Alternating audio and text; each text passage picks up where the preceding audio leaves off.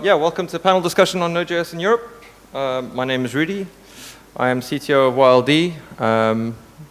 Nuno will elaborate more on that in a second. So we're going to try and explore the topic a little bit about Node.js in Europe and just have a bit of a conversation. I'm also acutely aware that it's very hot in here and that there's free drinks downstairs. So although this is scheduled for 50 minutes, if we finish earlier, we can all leave. And that would be awesome. And I don't think anyone's going to disagree. Right. The drinks aren't free yet, man. You got to pay. All right, no, never mind. Pay by watching this discussion. Yeah. Cool. So, on the panel, we've got Richard, Gergely, Nuno, and Alex. And I'm going to ask them all to introduce themselves briefly. So, it's hard to find a panel. So, Michael kind of dropped this on me a couple of days ago. And it's been pretty hard to put together a panel at Node.js Europe because most of the people here are American. So, bearing that in mind, we're going to give it a go, right? So I'm going to ask each of the panelists just to introduce themselves briefly, what they do, and where in Europe they're from, relative to the discussion, and then we'll go from there. So, Alex, do you want to start? All right. Hi.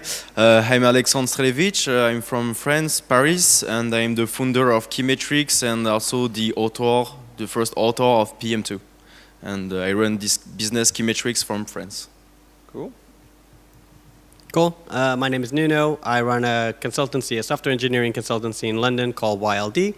I was one of the people doing Node.js, which was the original platform as a service for Node, and been involved in Node for many years. I'm from Portugal, but we mostly work with corporations from the UK. Thanks. My name is Gergely. I'm from Rising Stack. I'm one of the founders. We started as a consulting company. Now we are building Trace, our Node.js and microservice monitoring solution, and I'm from Hungary. Hey, I'm Richard. I'm actually not from Europe technically, but I live in Oslo, Norway, from New Zealand originally, and run the NodeConf Oslo. I've run it for the last 2 years and involved with Web Rebels conference there and other parts of the Node community in Oslo. So carrying on that theme, just from that point of view, so Node traditionally has been its strongest point in what's driven Node into what has been widely acknowledged as one of the strongest open source projects for a while, has been the strength of the community around it. So with that in mind, how do you guys perceive the community in Europe at the moment? What are its strengths relative to the community at large, and how do you see the community growing in Europe in your relative areas? Do you think that it's growing? Is it, what's the level of engagement? How do you guys feel it's going on?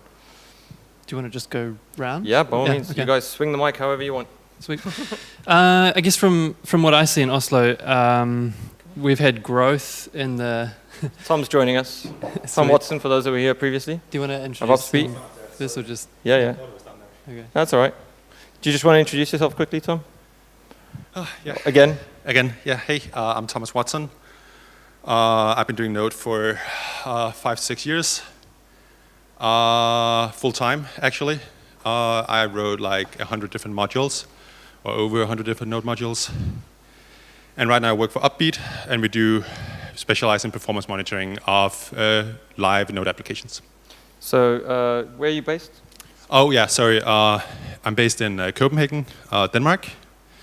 So it's up in the north, a little bit colder area of Europe. Yeah. Cool. So we were just discussing community in Europe and relative to how you're seeing the community grow with the Node community in Europe and your experience of it currently, its strengths relative to the rest of the world, basically. So I would say it's like two sides to this. There's the community, which is everybody, like you guys individually. And then there's the enterprise community, which is how many people, how many companies use Node, and is that growing, and is that going in the right direction? I feel strongly that the Node community in Europe should be bigger than it for some reason is. I know there's a lot of people coding Node, but for some reason people are not that active in the community. The big question is why? Does anyone have any ideas why? Anyone else on the panel? I don't know if I didn't hear share your, the same your answer, sentiment? so I don't know if you agree with me, but I am the first answer. Okay, cool. You're on camera. Hi, Mom. So yeah, and then there is the enterprise thing. I think the enterprise thing is going really well.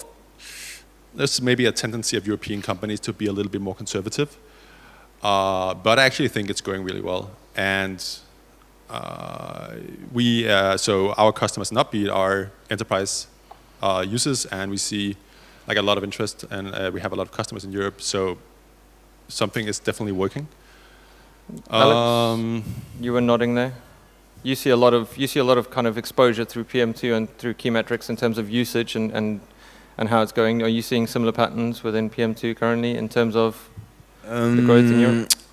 Yes, I would say that Node.js adoption is like increasing overall in Europe, but there are some trainings like that are missing, like in schools. And for example, I take the example of 42. It's like a school made by a famous entrepreneur in France, and it missed like the training for students to learn like JavaScript, like on server side with Node.js.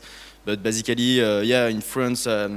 The most common event is like Node.js Paris that is like takes part like every month, that is organized every month, and has like yeah, a growing number of people coming every month to this event.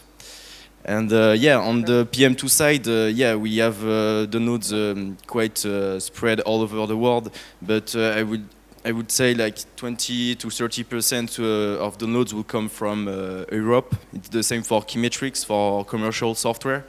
We've seen some, yeah, nice pattern from different countries in Europe, but the major part of the market is like clearly in USA. So we hope that there will be like efforts in USA in Europe to create more events like Node Interactive and NodeConf and events like that in Europe to promote Node.js.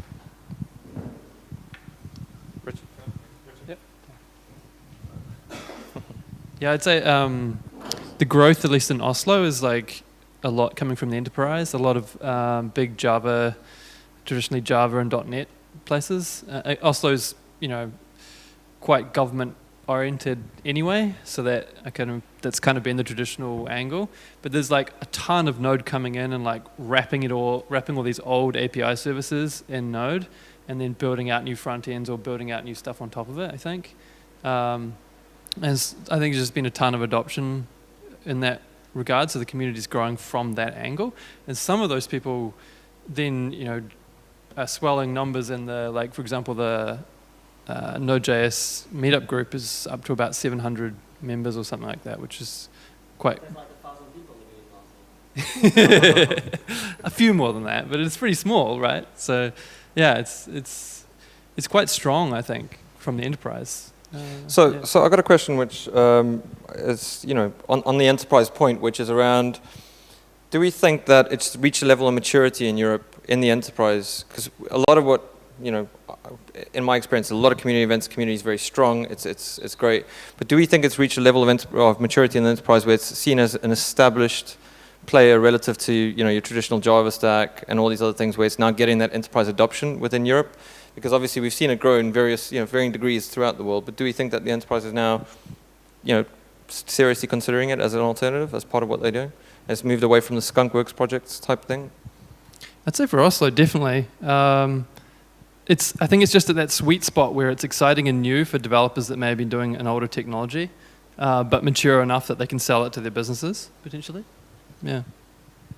Same in Budapest. So a lot of companies have development centers in Budapest, and a lot of them is changing to Node.js. And also not just big companies, but most of the startups we see in Hungary starts with Node.js. Most of them starts with Node.js. And also in our meetup group there is more than 1,000 people. So yeah, there's quite a heavy interest there as well. Well, in terms of London, everything you could expect. There's obviously meetups, Node School, events, crash courses, meetups on different topics, mixing topics. So if you go from a community perspective, you'll see something that is thriving, but obviously Node is no longer the new kid on the block that everyone likes. That's probably React or Kubernetes or TensorFlow or something like that. What I do find is something that is a difficulty for the enterprises that are adopting Node, and the way that they go around it is actually not from the grassroots adoption, where there's a lot of people, but actually most of the problems are, how do we find documentation? How do we know what are the good people that can help me lead this?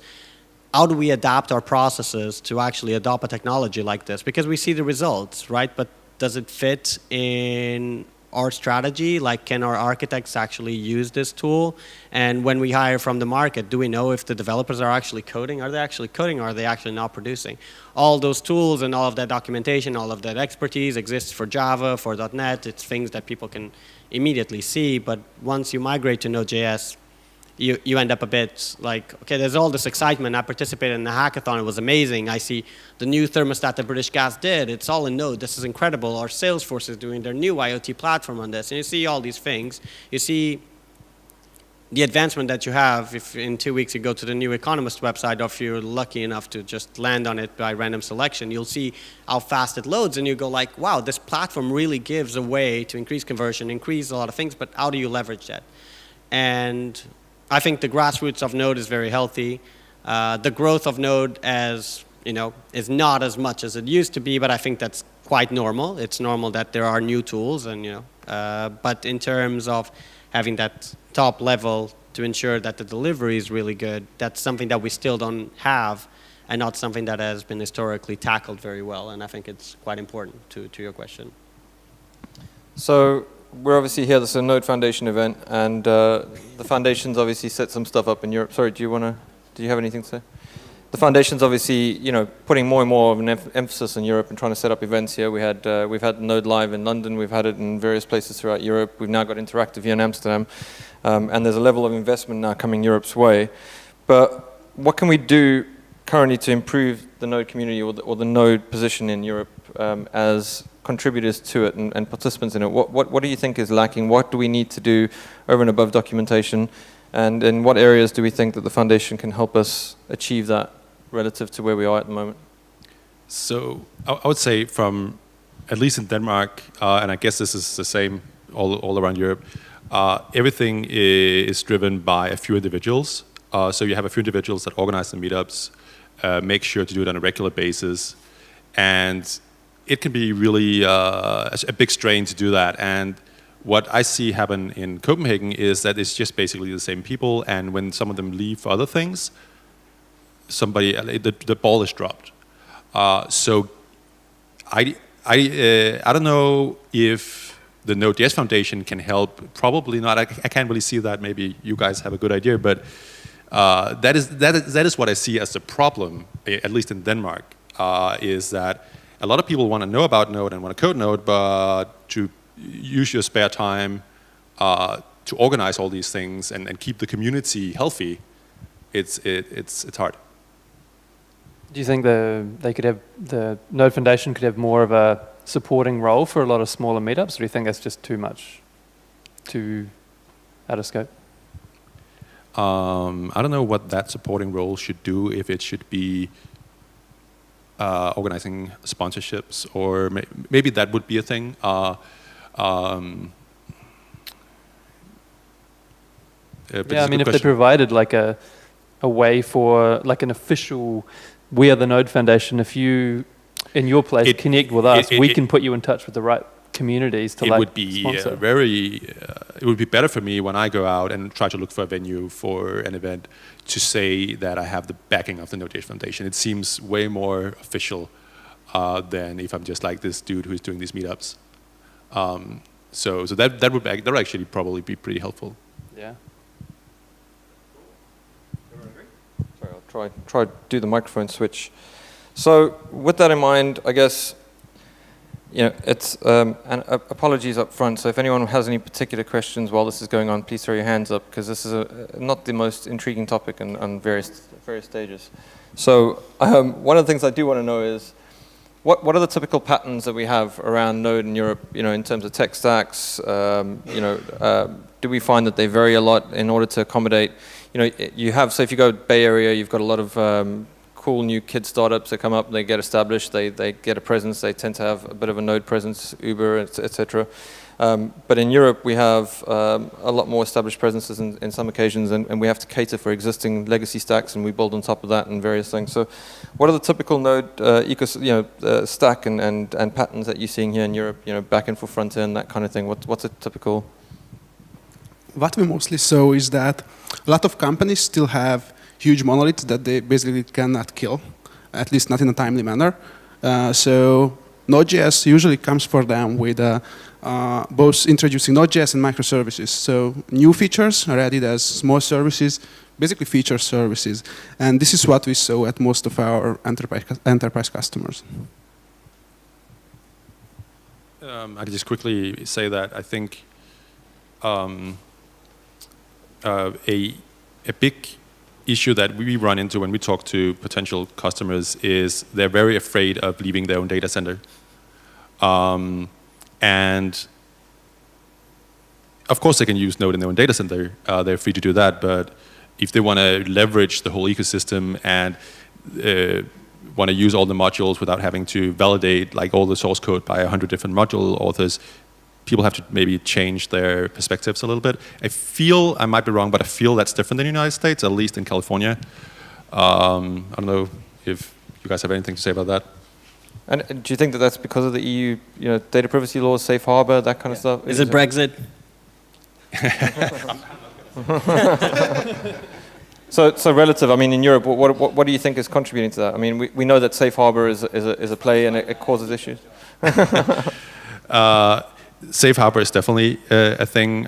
We have a lot more control here, which is probably also good when guarding like banks. There's a lot of legislation there about who gets access to what data that you simply don't have maybe in the United States at the same level at least.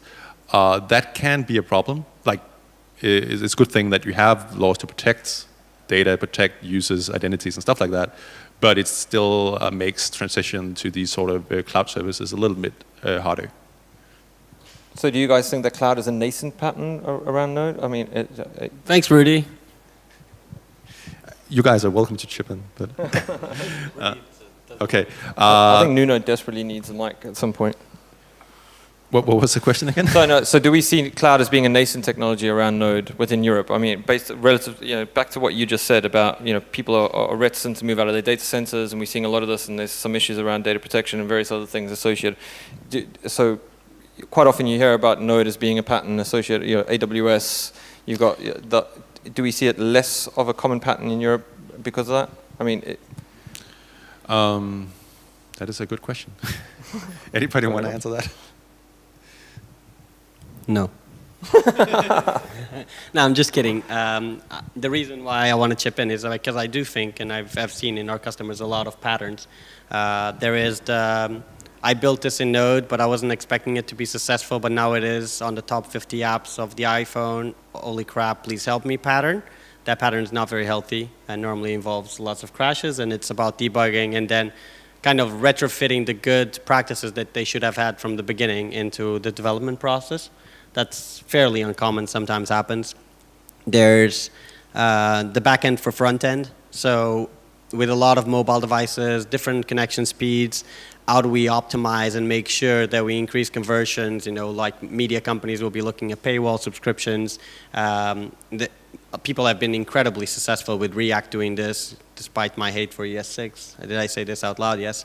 But React has been very successful doing that. There is the replace the tech stack pattern. That's very uncommon, but some FTSE 100s actually do look and say we need to replace everything, and they do take Node and they do build APIs and they try to segment it and take a more agile approach. There is let's look at our legacy systems. We can't really migrate them. We don't really know what to do with our mainframe. We have, how do you do account management? We use rsync to put XML files from one side to the other pattern, but actually peak season is coming, December is coming, we need to sell, and it would be good for a website not to be down all the time. Pattern, and that is putting Node in front of all these legacy APIs, measuring very accurately, seeing what actually has a benefit or not to the business, and then say, hey, if you optimize this slice, you probably have 20% more sales. It's still going to go down a bit because you really need to fix the mess that you built over the past 50 years. But some people are familiar with this pattern, it seems. More Can I ask you a question then? How do these companies hire the Node people? How should they hire them, you mean? Where do they find them? How do, you mean, where should they find them? Yeah, however you want to I'm answer. trying not to respond to the question and respond. It does open up another question, which is, for a lot of adoption in Europe, there is a question of available resources, talent, all that kind of stuff. So it's a relative piece that, it'd be interesting to hear people's viewpoint. I think it's very easy to hire talent. I think it's very easy to build these kind of infrastructures. You have to give people an option to grow. You have to give people the freedom to experiment. And you have to have in your organizations an ability to squeeze the part of the S-curve where your business model is, but also to create enterprising models where, people that are more willing to learn faster to explore. But I think that requires a very thorough and quite extreme transformation at the organizational level that most likely the CEOs of Europe in a time of economic risk are not willing to do. They're more looking at cost cutting. How do they hire? Well, they use recruiting agencies. They get what they can. They don't really understand the difference of a CV. They don't understand the need. Sometimes they go like, YLD, how did you get all these good devs? I'm like, well, they used to work for you. And what do you do about that? It's like they left because all these conditions didn't exist. But it's not an easy.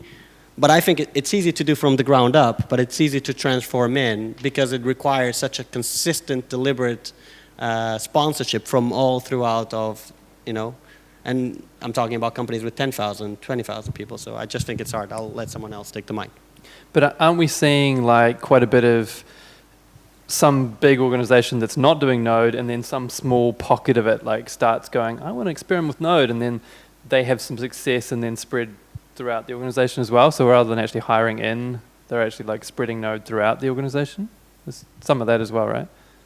That would be ideal, but unfortunately people also in those organizations have to think about their priorities versus the organization priorities, and they're not always aligned.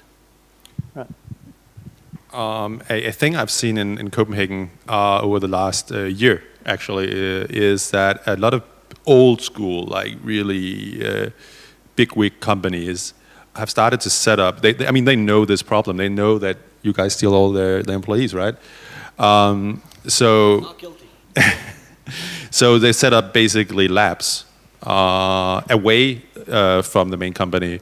Leo Pharma have done this. Leo Pharma labs in Copenhagen have basically produced a lot of internal startups doing things, and where they can choose their own stack, where there is no weird process they have to follow to get a laptop or whatever.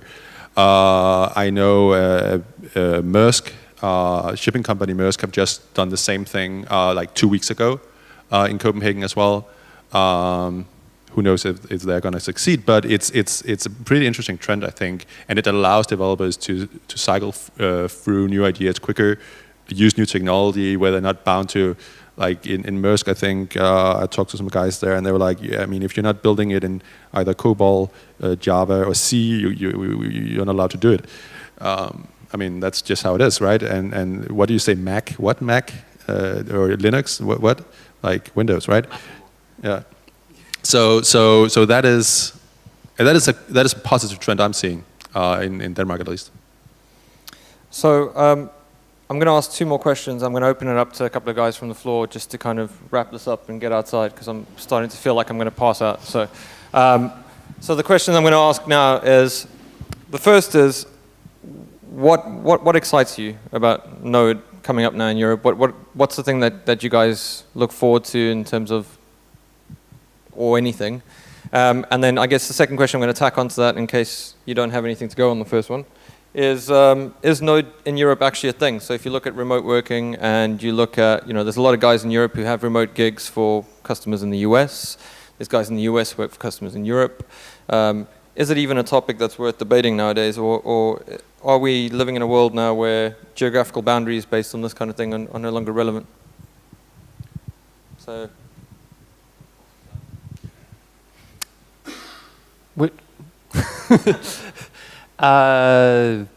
speaking from someone who works remotely for a company in New Zealand from Oslo, Norway, I'm not sure. Yeah, from when talking to other people, most people are like, "Oh man, I can't believe you can work remotely. That's so awesome." Even now, but it might just be Oslo. I don't know. I'm going to cheat and jump to the first question you said, which is what excites me in Node coming up. If I understood that correctly. Yeah. And I have, of course, to say that is async hooks by Trevor Norris that's landing soon in master, which is going to make my life a hell of a lot easier and make it easier to trace what's going on inside the core of Node. And I think this is actually going to be quite important for the enterprise as well, because people coming from a Java background, Python or Ruby, are used to having like real deep insights in what goes on inside your application. It's really hard to do well in Node due to the nature of the event loop and the single process. So this is something that is really being worked on together with Google and other people. So it's really interesting. I really look forward to that. And the second question. Is Node in Europe, even a thing with geographical boundaries, even relevant? Yeah, geographical boundaries. I think being on a team where you meet people is important. Like see people face to face, have people to ask questions. You can do that online, of course. I know a few successful people who do this online. In our company, I think almost half of the people are non-Danish and are there on one visa or another thing. But they're in the office, and that is really, really cool. I really feel that's important. But you can do remote work. We do that also. So sometimes I travel a lot, so I could be gone for a month, and then Slack is really helpful. But it's nice to then come back and see people and have a beer. Yeah, what excites me on Node.js next, it's like the async hook thing, because it will allow us also to develop this kind of feature of tracing transaction, and also the performance enhancements on V8 that makes like Node.js more and more able to be embedded in like embedded devices, and with less memory footprint, less CPU usage, more performance, and so on. So yeah, I can't wait to see the future of Node.js, but it's riding like a beautiful wave, and I hope it's going to continue like that for a long year, for some years. Node in space. Node in space, exactly, already done. Yeah. Just not to mention only technical things, we're excited to see that nowadays there are a lot of new NodeConfs happening again, like what we had in London, what we are going to have in Barcelona, the one in Budapest in January. So it's really great to see that more and more NodeConfs, even if a single day, single track events are happening, it's really great to see. And yeah, it would be great if you could go home and start organizing yours as well at your hometown. So let's do that. And also do a Node school. Either attend a Node school or be a mentor at a Node school in your local area, or if there isn't a Node school, host a Node school. Do you want to elaborate what Node School is for those who don't know, just briefly? Node School is a community of events around the world where people learn to write Node. It's something they can do at home, of course, but here we get together with other people who don't know Node that well, or might not know a specific area of Node and they want to be better at that. And there's a lot of mentors, and you sit together for an hour or two and get help or help each other. Anyone who's got any burning questions that they want to ask from out there, and I'll pass the mic around. So, yeah,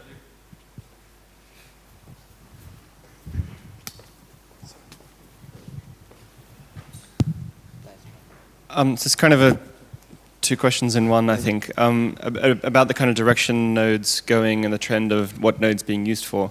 As someone who's always been a back-end developer, I haven't really got any experience with front-end. Earlier today in the keynote from Michael was talking about how in the early days there was a talk about what shouldn't you use Node for, and it was like things like gulp and like front-end, right? And now it's like used for a lot of this stuff. I don't know if it's just the nature of the work that I've been doing the last couple of years, but I don't see much Node work going on that isn't front end. I wonder if that's just, so first question, in your experience in different parts of Europe, are you seeing a reduction in the amount in Node being used for backend stuff?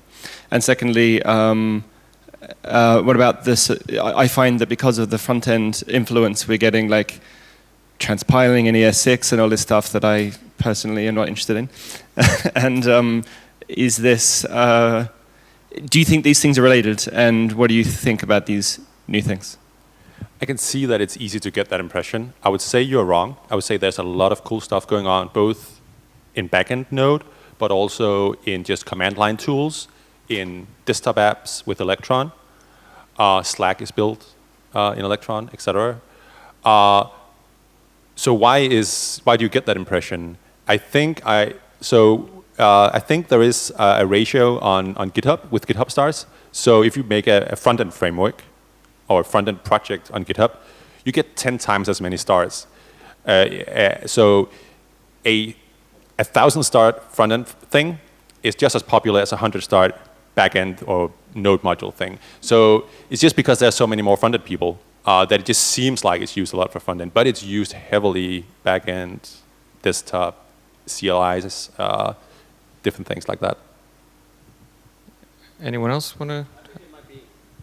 I mean, I know because me and Luke work with really big companies, I think it goes back to that, because there is a skills gap and because we don't do enough of a good job showing that the tool is adequate, you have to remember, right? It's like, for them, Java is a fish, .NET is a fish, Node is, what is this again? And if we don't educate and if we don't have those real ways to engage and to make the enterprises higher successful, then it becomes much harder. The companies you talked about and all those projects, first I would say like we're doing it for 10 years, but whatever. But second, those are in the US. And in the US, there's a very different attitude to risk. While in here, if you go to these companies, which I absolutely think it's crucial for these big companies of Europe to thrive and to be successful, there's a very different approach. And that approach comes normally from being established and having success case stories. And those exist, but they're not disseminated. And the fact, as someone said before, that like, I think it was you, Alexander, right? That there's no teaching in school, people don't understand how to do it. So they're just like, I'll just use Agile and it will work. Well, yes and no. There are some differences, right? For instance, with Node, you probably have to be much more stricter in the code requirements in terms of, linting to code quality. And you have to ensure that you're testing every line. And if you don't, then it ends up in bad practices, or if you don't have people reviewing the pull requests. And there's also all the open source part. And because there's a lack of education, a lack of proof, right?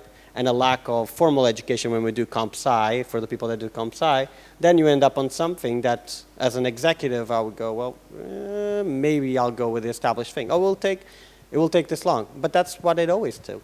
So I think that's something that the foundation can really do to help. And I think that's why there are those products, but they're mostly San Francisco based, where there's an appetite for risk. And that is also why we have this event here, is basically to get the enterprise to know that this is actually happening, and if you don't jump on now, you're too late. Cool.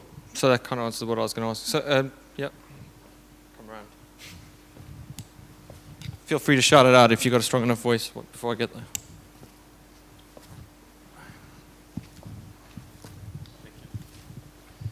So this morning, Michael cited using Node into mobile apps, for doing mobile apps. I mean, have you seen it in practice? What's the status? Real cases? What's your impression about it? I mean, so do you mean I guess you don't mean to drive the backend, but to actually code the actual app? Yeah. Does anybody have experience with making apps? WebOS, right? Like when we were on 0.2, WebOS was built in Node, right? There was one of the original cases.